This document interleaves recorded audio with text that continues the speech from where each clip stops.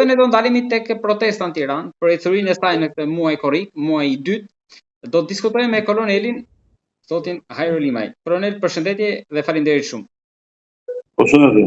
Kolonel, si u duket nisja e muajit të dytë të protestës, muaj gusht, temperatura të larta, rezistenca vazhdon, pam diasporën që ishte në një numër mjaft të konsiderueshëm të lartë ditën e shtunë, e dyta nga diaspora me mbështetje pra për protestën në Tiranë, por çfarë ndodh tani në vazhdim, se janë artikuluar madje edhe ditën e djeshme teza për krijimin e partive politike. Vazhdimi afatgjat i kësaj proteste mbarkombëtare dhe mos dorëheqja e Ramës dhe qeverisë socialiste rivërtetoi përfundimisht që neve nuk kemi asnjë lloj koncept të shtetit demokratik dhe ligjor. Sepse të gjitha vendet e Bashkimit Evropian kur ne popull dëshiron pa qeveria është armike numër 1 e integrimit Bashkimit Evropian, sepse nuk zbaton fare kriteret e këtij integrimi, treguan që kjo qeveri me këtyre Ramën dhe pjesa tjetër deputetët ka vënë interesat e tyre personale mbi interesat e Shqipërisë dhe të popullit shqiptar. Shqipëria është bërë objekt i gjithë medias botërore dhe të politikës ndërkombëtare, për arsye sepse u vërtetua dhe pse dijej që është një nga qeveritë më të rekrutuara dhe me korrupsionin dhe krimin ekonomik më të avancuar, me pasojat dramatike që kanë prodhitur sigurinë e mbrojtjes kombëtare. Po të ishte sadopak demokrat dhe një pikë gjaku shqiptar e Ramën do kishte dhënë rregje më herë. Ashtu si e japin kryeministët e Anglisë, e kryeministët e shumë shteteve të tjera për diskutime dhe koncepte të ndryshme, e lemë kur akuzosh për tradhti kombëtar të sovranitetit të vendit, për vjedhje galopante, për mos funksionimin e shtetit, për shkatërimin e Republikës Parlamentare, kthimin e shtetit kryeministror e shumë të tjera. Prandaj, zgjatja e mëtejshme këtyre protesteve do të pronojë shumë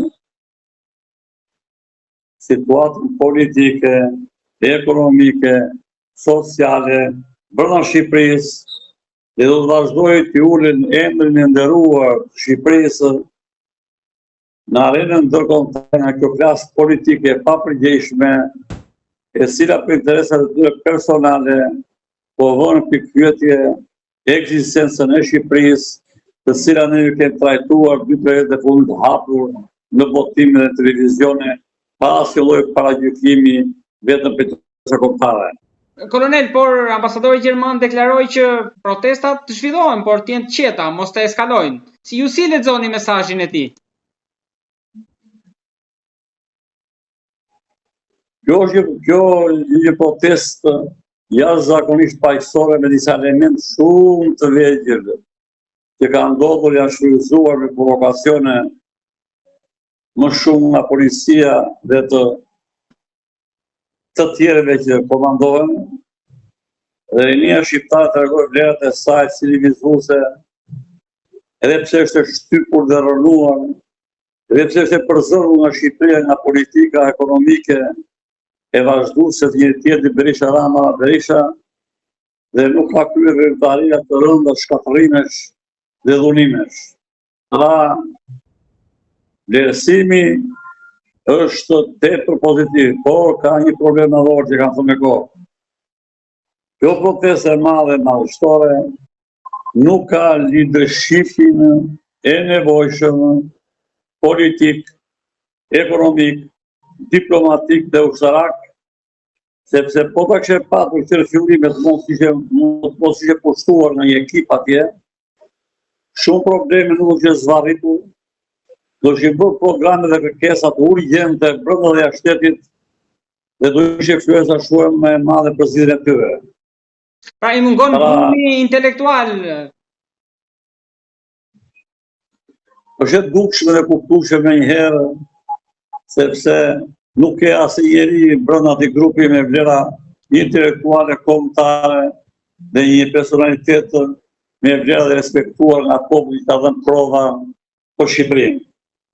Shumica janë anonim dhe një pjesë të futur nga Partia Socialiste, Partia Demokratike dhe nga Shiku dhe po përdoren që ta lodhin sa më shumë protestë dhe bëjnë gjoja një hap përpara 10 mbrapa dhe nuk di çfarë kërkojnë. Çdo veprimtari dhe projekti do të bërë brenda Kushtetutës së Shqipërisë. Tjetër punë që mund të bëjmë brenda Kushtetutës. Sot veprimtaritë organizative, politike, diplomatike duhet të kryen vetëm brenda Kushtetutës. Çdo veprimtari jashtë Kushtetutës, veprimtari anti-kushtetuese dhe kushdo që shkel Kushtetutën dëgjon në vend që meriton. Pra, kolonel thoni që kuvendi popullor që propozojnë protestuesit është rrezon regjimin demokratik, regjimin kushtetues. Jashtë Kushtetutës tonë të shkëlqyer, Kushtetuta është e shkëlqyer, por nuk zbatohet. Dhe unë kam studiuar me tepër vëmendje çepetin që votuam thirrjen gjykatës kushtetuese. Po do ndalemi edhe më pas aty. Të zbërthyera, ne nuk na ka faj Kushtetuta, Kushtetuta e Shqipërisë nga Kushtetutë tjetër sakt, demokratike, ligjore, hapësinore, ku ka përcaktuar mjaft mirë raportet midis 3 pushteteve, raportin e ekzekutivit me popullin, referendumet dhe tjetër. Ne të keqen e kemi që Edi Rama, shteti shqiptar ka bërë shtet kryeministror, nuk ka në pushtet legislativ, presidenti bën noter, shumica gjyqësorë komandën e tij dhe ai komandon gjithçka dhe prandaj kjo krizë po vazhdon pa ndërpresë sepse në qoftë do zbatojë Kushtetuta jonë e shkëlqyer dhe antarët e gjykatës kushtetuese do ishin të pavarur në antarët e gjykatës kushtetuese. Gjykata kushtetuese, sa gjykata i ka dhënë në mision dhe detyrën të ndrojë Kushtetutën, sovranitetin e tërësinë territoriale të Shqipërisë. Siç e kanë shpjeguar edhe në kaluar, gjykata kushtetuese do marrë përgjegjësi ligjore. Ta dëgjojnë mirë. Se Edi Rama zëri presën. Mbas rrëzimit e Edi Ramës që zhvillohet kriza e madhe. Dhe ata po zvarrisin anullimin e marrëveshjeve anti-shqiptare, anti-kombëtare. Komiteti i Shqipërisë me Sazani Zvornesin do shkojnë para gjykit për mos mbrojtjen e Kushtetutës dhe sovranitetit kombëtar. Pra, populli shqiptar paguan 9 antar gjykatës kushtetuese për mbrojtjen e këtë kushtetutë, ku ne në 1, 2, 3 fillon pikërisht me ruajtjen e sovranitetit kombëtar që Edi Rama e ka falur, jo e ka shitur. Se po ta ke shitur kështu ma lekneve.